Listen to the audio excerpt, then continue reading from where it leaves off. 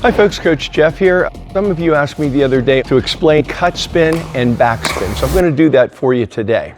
So cut spin is a motion where you're coming across the ball, your wrist is lagging, you're coming across the ball and you're hitting it like this.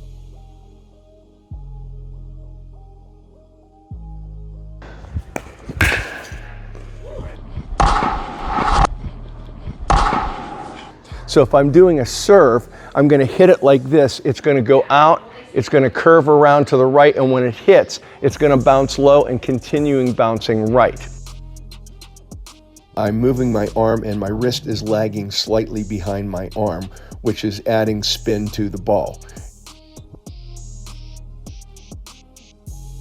When it's good, when you're on this left side, what it really helps you do is if you hit that cut spin return and you're aiming for that right sideline and it hits near that sideline, it's going to carry your opponent, especially if he's right-handed, it's going to carry them off the court. What that's going to do is bring their partner in, and then that's going to open up that left side. So that's what I'm going to do. I'm going to hit some cut spin returns. Here we go.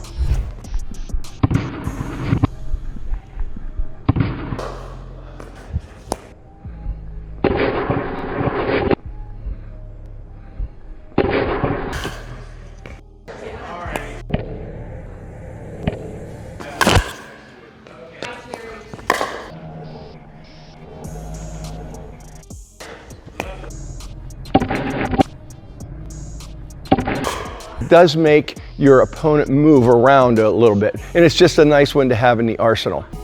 Make sure to subscribe so you don't miss our upcoming video where we break down the essential volley shots that can take your game to the next level. Okay, now we're going to cover the backspin return. So the cut spin was coming across like this. The backspin, I'm going to start it right here and I'm going to hit down on it. So I'm going to come slightly across, but it's more going to make the ball tumble backwards. So when it lands, it's going to land and it's going to scoot a little bit and it's going to stay lower. That's why I really like to hit this shot. I don't know how many times even good players are hitting it into the net because they aren't getting their paddle low enough because they don't recognize it's bouncing lower and they're catching it in the bottom part of their paddle. So here goes a backspin return.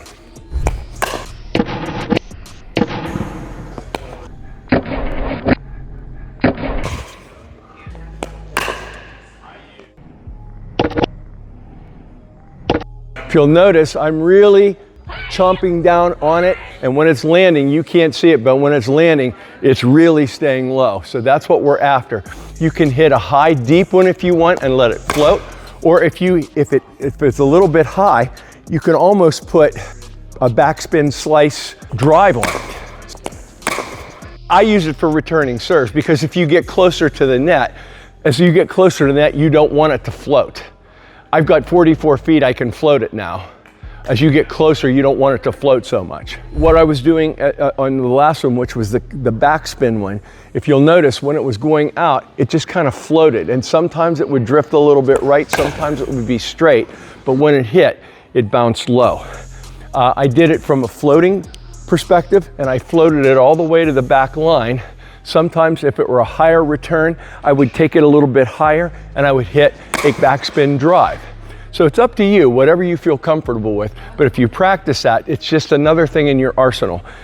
I'll change that with topspin. I'll hit it high, I'll hit it low, I'll cut it. Sometimes if it's to my backhand, I'll cut it in reverse. You don't want to be predictable in pickleball. So try that, I hope you like that.